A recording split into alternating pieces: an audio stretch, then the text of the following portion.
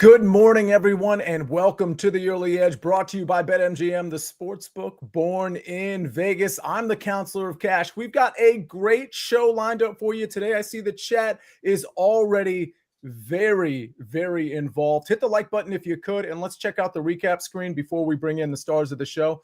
Couple of X's here, too many. We're 6-8-1 on this one. Shout out to Larry Hartstein, the maestro, Mackenzie Brooks. I miss my Ravens -6. I deserve to lose that one, in all honesty. RJ having the same thing. I pushed my golf bet. I'm going to have a golf bet and an NFL prop for Sunday on this show. But ladies and gentlemen, I got to tell you, this show is going to cover soccer. It's going to cover Friday Night Lights. It's going to cover Saturday college football. It's going to cover the NFL on Sunday. We're bringing it all for you, and we're doing it on BPE Friday.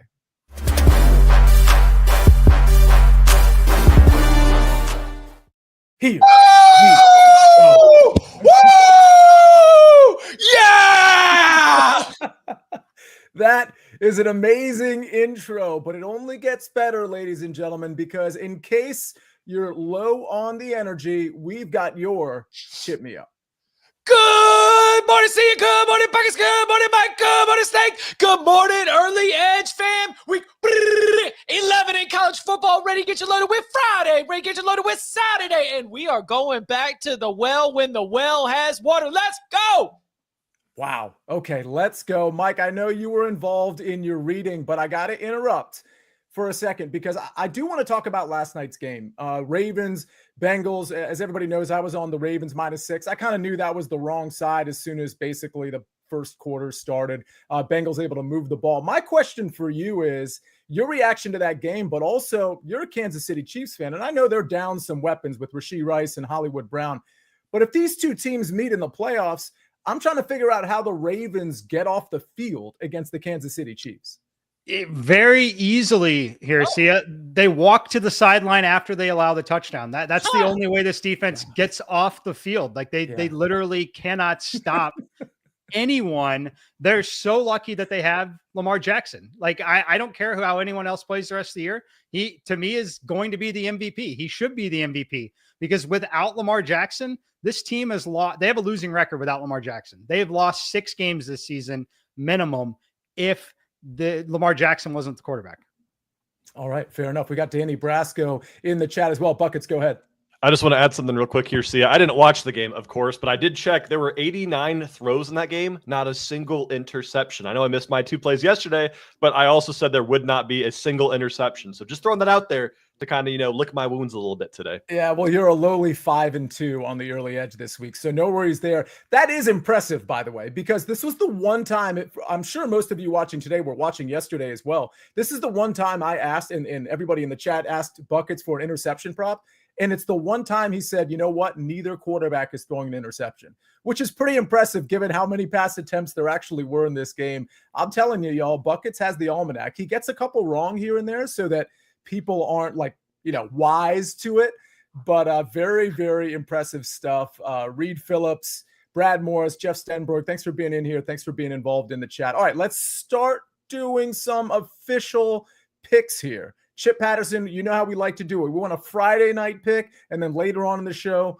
we'll hear some Saturday college football. Let's start with Friday Night Lights. Yeah, I'm going to go with a little bit of a zag to the way that I've been zigging throughout much of the season, because I've been telling you for a long time that this Iowa offense has really started to change things. Now, they don't throw it 40 times a game. It is mostly their stud running back, Caleb Johnson, but they do enough in terms of motions and shifts to be able to create some explosive plays. And we've seen multiple 40 burgers from this Iowa offense, but most of the work that Iowa has done, most of their best offensive performances have been at home. So here on Friday night, on a short week, we get Iowa on the road at UCLA. And UCLA held Oregon below their season average in points, held Penn State below their season average in points. They have done a good job. They are playing hard. They're not super talented, especially on offense, but I think that they can do enough to be able to cause Iowa to be a little bit off from that form that we get to see when they're playing in Kinnick Stadium. They haven't played a lot of true road games this year. In fact, only 3 true road games prior to Friday. And Iowa's offense, again, it's been awesome, but in those 3 true road games, averaging 19.3 points per game. So we go Iowa, UCLA under 44.5. All right, that's tonight. Iowa UCLA under 44.5. Let's transition from college football buckets to soccer. You've got a few plays, and I'm looking at the rundown. I'm not sure. I think I can pronounce all of these names, but I'm going to find out after you give all three of your takes here. Don't worry, Sia. I'll say these names very Americanized to help make it easier for you, because you. we're starting in the second Bundesliga of Germany in a matchup between Eintracht Braunschweig versus Hamburger. And we're taking Hamburger over 1.5 team total here because, frankly, this is an outrageous line. Sorry, Sia, I can't keep doing it. Hamburg currently has the best offense in the entire of this fine Bundesliga. They have scored 25 times over their first 11 fixtures, and they're playing a Braunschweig team that has the second worst defense in the Bundesliga. But right now, Braunschweig, they're coming off a couple low-scoring results because, frankly, they got lucky. They are going to get annihilated by this Hamburg side. And the fact that 1.5 team total is playable at -115 in a game that I think they're going to score 4 goals here, that's a ladder opportunity, but absolutely slam that 1.5 team total for our first bet. Second best bet, we go over to France's Ligue 1 in a matchup between Marseille and Auxerre, and we're taking the classic both teams to score here. Marseille, the better side at home, one of the best offenses in Europe right now, but they're leaky as hell on defense. This is a team that just refuses to close that back door and keep things tight in their final third. I'm taking both teams to score at -130 because Marseille has conceded in every home fixture but one this season, and they've conceded in 8 of their last 10. Then finally, English Championship, we've got Watford versus Oxford, the battle of the Fords, and I'm taking, again, both teams to score at -110 here. Watford, in their 14 matches played, 22 goals scored, 22 allowed, and Oxford on the road have the highest both teams to score hit rate in the entire English Championship, hitting at 84% of their matches. The fact that is -110 for something that has hit 84% of the times this season, again, I'm just finding silly, goofy little lines all over the place here. I absolutely adore these 3 plays today. All right. We got 3 plays that you love. I remember last Friday, I believe it was 3-0 for you. So let's see if we can replicate that. Speaking of good records, Brad Morris, I want to shout you out in the chat. You have been putting NHL plays in the chat, and you gave us a recap a couple of minutes ago. Another 2-for-2 day. You said 4-0 in your last 4, 14-5 overall. And then you add nothing to write home about. Well, nobody writes home anymore. They text and all that stuff. I still love the phrase, but that is something to write home about. So that's very impressive. Everybody, and Brad Betts is in here putting in his soccer plays here and there. Everybody that puts in plays, loving the recaps. I love to know that you're doing well. And some of us in the chat are feeding off of your picks. If you want any of those picks or Buckets picks or the pick Mike's about to give out, well, you can receive them and bet them on BetMGM. New BetMGM customers can sign up today and get up to $1,500 in bonus bets. Just place your first wager of at least $10, and you will receive up to $1,500 instantly if your bet loses with bonus code EDGE. That's bonus code EDGE, EDGE. All right, ladies and gentlemen, we got to get to Mike's pick. We got to get to more picks from Chip Patterson. We got to get to a golf pick starting in a couple of hours here over at the Worldwide Technology Championship, and a prop that I absolutely love that I think you can ladder. We'll do it all right after this message from our partners. It's going down, you can feel it in the crowd, type of thing you want to be around. Yeah. Me and my crew come through, y'all better get. And the ball is caught! It's a miracle! This is how we do where I come from. Yeah. It's going down, you can feel it in the crowd, type of thing you want to be around. Tripping up in the air to the 30 with some nifty moves. Speakers got a little too loud. You know the sound, got enough to go around. We about to get it, no doubt. We're back on the Early Edge, brought to you by BetMGM, the sportsbook born in Vegas. Buckets is clearly listening to music in his headphones there.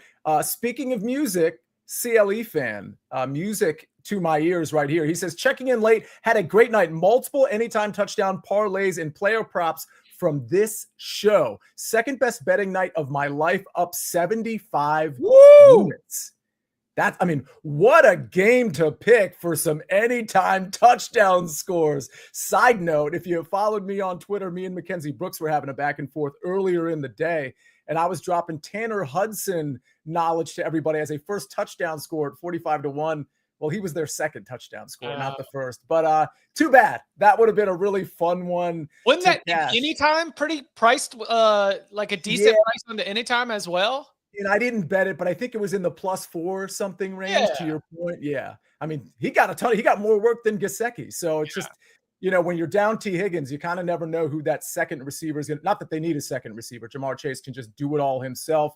All right, Mike, we've got a lot of big games in college football that implicate the college football playoffs. Chip, you and Mike, and I'm sure you guys did a show emphasizing that when you did the show with EC and Emory Hunt, which is in everybody's feed. But one of those games involves the Crimson Tide. What's your play on that one? Yeah, the Crimson Tide and LSU here. Sia, speaking of Jamar Chase and Joe Burrow, it wouldn't shock me if either one or both attend this game tomorrow night in Baton Rouge. This is just an awesome game, right? It's a playoff elimination game. I love the expanded playoff. Everyone says the regular season doesn't matter. It does matter because this is a playoff game. You get a preview of it right here. I like Alabama here, though. I played the -2.5. I know it's difficult to go into Death Valley and win at night. I know all of the stats. I have obviously now been there. I have experienced it. I just think this is a great spot for Alabama. Both teams coming in on rest, but Alabama needed the rest more than anyone, particularly Jalen Milroe. I think he's going to have the answer here. When I look at where we have seen this LSU team struggle this season, they've struggled in really 3 games. They've lost 2 of them. I would say actually 4 games, but they've struggled in a few of these games. And where they have struggled, outside of playing a very good Ole Miss team that has a great pass rush, they've struggled against mobile quarterbacks. When I look at what happened in that Texas A&M game, they could not stop the run in that game. And that was a problem because then you put Garrett Nussmeier in obvious passing situations, which is not a recipe for success when he's going to have to throw the ball 30 to 40 times here and letting that pass rush really kind of tee off on him. And then this LSU team also struggled against South Carolina with a mobile quarterback that picked up 88 yards, 2 touchdowns. Look, I think that this is a great, great spot to back Alabama. The season is absolutely on the line. They are still one of the best teams in college football. And I think LSU is going to be a little beat up here. They're down their best offensive lineman for this game. We've seen them not be able to run the football at all. Give me Alabama here, -2.5. And again, I'll say it again. Don't be surprised if they win this by double digits. Wow. This is interesting because you all know I'm not as immersed in college football as, you and Chip, Mike. I thought this line was a little soft. I mean, I understand Alabama's listen, you got to go play in Death Valley, all that stuff, but I don't know. My initial instinct was to take Bama here. So I'm happy to hear you say that. Can I ask you a couple of questions? Does it feel weird to because Brad Betts is pointing out the obvious here. Does it feel weird that you're wearing an LSU shirt giving out a Bama play? And are you going to the game? I haven't decided on the game yet. Most likely not. We're watching the weather. There's a hurricane. It's not like serious, but I'm too old to sit in the rain. I'm not going to do it. So my couch is extremely comfortable. So we'll see. I'm monitoring the weather. It could be a game time decision tomorrow with a quick flight down there. As far as everything else in this game, no, it doesn't feel weird wearing the shirt. I wear the shirt for the home team. I went down there several weeks ago, bet Ole Miss in the first half. I did actually play an exacta from this show with Ole Miss first half LSU money line, cashed that at +900 or +880, I believe it was. So no, it doesn't feel weird at all. I root with my wallet, not with my heart. Some older people are taking umbrage with the fact that you called yourself old, Mike, because I believe they think they're older than you. They don't want to hear that stuff. Chip, real quick before I give out my plays, I know you have 2 plays to give out as well. Any reaction to what Mike just said? I know y'all did a show. I'm sure you talked about this game, LSU, Alabama.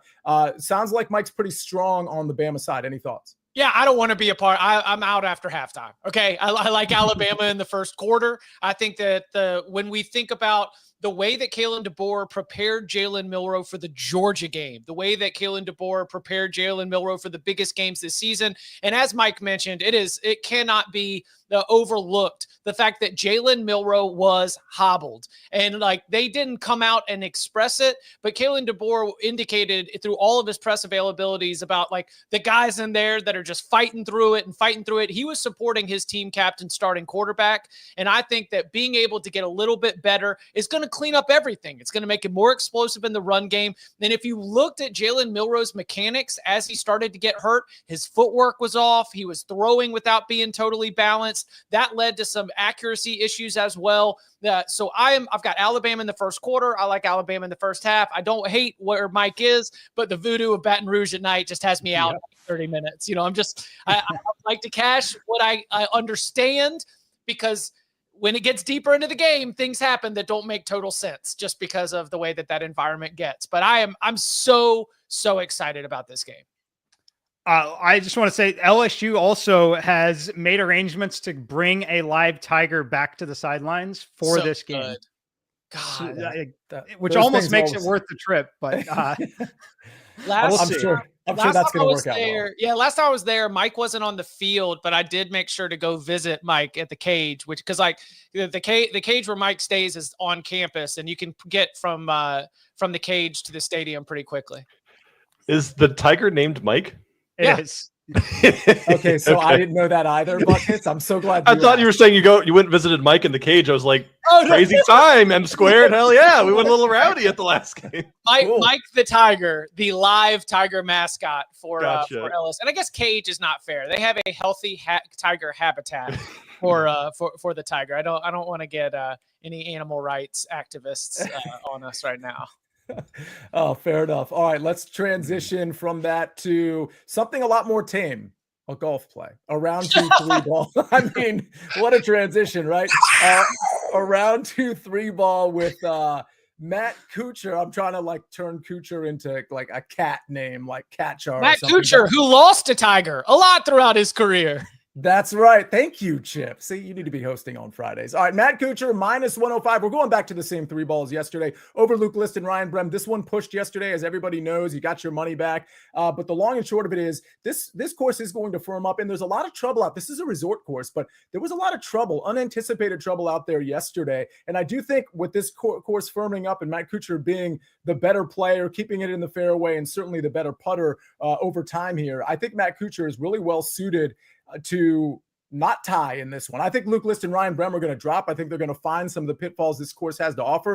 And I think Matt Kuchar is just going to go through the course, plot through the course like he always does. He's not going to shoot a super impressive score, but it's going to be better than Luke List and Ryan Brehm. So give me Matt Kuchar -105 and a 3 ball that starts in a couple of hours.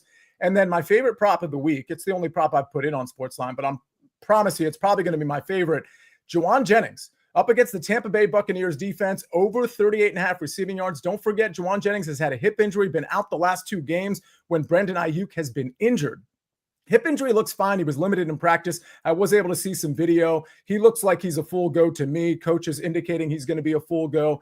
And if you're taking over that Brandon Ayuk role, which I think he will, and you're going against the Tampa D, and you've got, let's see, Brock Purdy slated for 260 passing yards. Yes, a lot of that's going to go to Kittle and Debo, some to Christian McCaffrey, assuming he plays. But a lot of that's going to Juwan Jennings. He's proved himself in the past when he's been on the field. He's been very good. I think this is a ladder opportunity. Obviously, 40 plus isn't going to get you much, but 50 plus, 60 plus, 70 plus, even 80 plus, I think is all in play, especially if the Buccaneers can push back against this San Francisco defense, which they've shown that they can. Either way, whether they push back or not, I think Jennings is over this 38.5 receiving yards prop. Really like this one, ladder opportunity. All right, Chip, we go from golf to NFL, back to college football, but this time, instead of Friday, we're going to Saturday. Yeah, I'm going to go back to the well. I mentioned I think it still has water, and it has to do with the Oregon Ducks and the way that they handle their business in the first half of games. I mean, it's absolutely bananas. I'll do it again. It's 28-10. It's 35-3. It's 21-0. It's 28-10. Against lesser competition, Oregon does a phenomenal job of setting the tone and putting that opponent away. Maryland absolutely counts for this. So I'm going to go Oregon in the first half, -13.5. And look, 13.5 as it's available right now is a little bit juicy. So I'm going to go ahead and drop this one. Do I like 14 or 14.5? You damn right I do, because this is going to be a spot where I think that Oregon absolutely goes pedal to the metal. Maryland does not have the kind of consistency with performance right now where I trust them to go into Autzen, because what we got to see earlier this year is something that fans of the Pac-12 have known for a long time. Autzen Stadium is a phenomenal atmosphere when Oregon's running hot, and when they're the #1 team in the country, they do not sit down. They stand the entire game, and they just yell the entire game. They don't have unique chants. They just yell. And I think that Maryland's probably good for a turnover or two, especially early in this game. I think that Oregon comes out, takes care of business. They'll be leading by a couple scores at halftime. And then we've got our good friend back in prediction. Do you believe? Oh, yes, sir, I do. Do you believe? Yes, that you are going to score more than 33.5 points, because Texas Tech's pass defense is an absolute sieve. And this is where Shedeur Sanders and Travis Hunter, which for my money is the best quarterback wide receiver duo in college football right now. I think they are absolutely going to tear up the Red Raiders pass defense. And so it is going to come down to a Colorado defense that has been performing above expectations during these recent winning ways that they've had. Of course, only that loss to Kansas State. Colorado's got a lot of pressure as they're trying to stay in the Big 12 title race. Texas Tech playing a little loose. I'm not going to touch the spread because of that, just because Lubbock can get a little odd. But if Texas Tech does win this game, or if Texas Tech does cover, I see it being a very much back and forth shootout type. So for me, the best bet in one of the biggest games of the weekend, I'm going to go Buffs team total over 33.5. All right, we're taking Oregon first half and the Colorado Buffaloes team total over 33.5. Buckets, I'm going to go to you in just a second to see if there's anything you need to address before we hit the recap screen. But a couple of notes here. Jeff Stenberg says, some of you might not get this joke, but I know Mike will. Funny how Sia is giving a Matt Kuchar tip and Chip, you'll get this too, when Matt Kuchar has never tipped in his life. I think that tip issue was actually at this tournament last year or 2 years ago, whenever it was. I'm pretty sure it was this tournament where he had the substitute caddy come in and he barely. Is it in Mexico?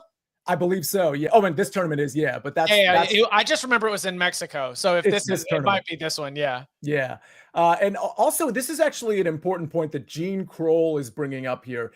MGM, for my 3-ball yesterday, MGM notes a win and paid me less than my wager, meaning that's a good thing. He got his stake amount back, but then got a little bit of more money back. So in 3-balls, typically, if you have a 2-person tie in a 3-ball, it is counted as a win. So on the recap screen, I guess technically we could have put a win there, but you're getting such a reduced amount back because you tied with one person. However, there are some sites out there, really good, reputable sites, sports books out there that will just give you your money back. So I do want to shout out BetMGM because they're going to give you a little bit extra, a little bit of money. So it'll actually count as a win because of that 3-ball tie. So another reason to bet BetMGM. Buckets, what you got? Two things I need to address. Number one, Mike the Tiger. I'm looking at his habitat right now at LSU. That tiger lives better than I ever have or ever will live in my life. And he eats like an absolute king. I just want to say, absolutely love that. I still agree with Mike. Knowing nothing about football, Bama win that game, but just had to address that real quick. And then also people asking about Serie A play. Usually we have an Italian play here. The matchup today is Empoli versus Lecce. The over or under is set to 1.5 goals. And that game very realistically could end 0-0. It is two very defensive teams with two miserable offenses. I would stay away from it unless if you like betting an under 1.5, but that just seems gross on a Friday for me. Speaking of Friday, before we get out of here, and we're kind of over time a little bit. So, Chip, I'm going to give you like 15 to 20 seconds on this. Memphis plays tonight, and I think they're like a 9-point favorite.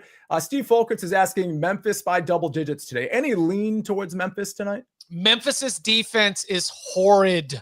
You do not want to trust your hard-earned American dollars with this Memphis Tigers football team because they can light it up, but they give up a bunch of points too. Untrustworthy. You don't let them house sit, you don't let them dog sit, and you don't bet on them on a Friday night. There's your answer right there. Mike Peterson, do I like Kuchar over Svensson? Yeah, I do know some books offering that head-to-head matchup. I do lean that way. I do lean to Kuchar over Svensson. Svensson certainly has some upside, but I like Kuchar's stability versus Svensson in this round 2 matchup. All right, let's take a look at the recap screen before we get out of here.